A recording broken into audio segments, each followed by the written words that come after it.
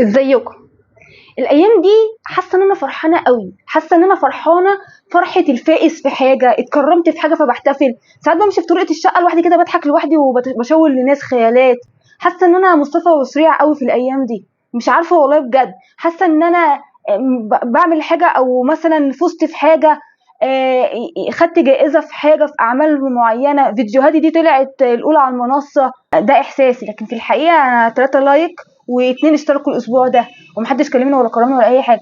انا ببتسم للناس وانا ماشيه في الشارع، ببتسم لهم من غير سبب كانهم عارفيني، محدش يعرفني.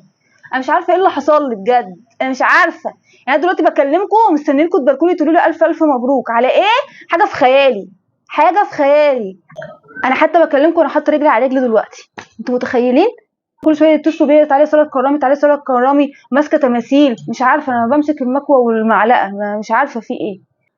انا جاي لي 3 لايك يا جماعه، ما اعرفش انا الاحساس ده جاي لي ليه. يعني الحمد لله احسن من احساس النكد، بس انا مش عارفه ليه انا حاسه بفوز الانتصار ده.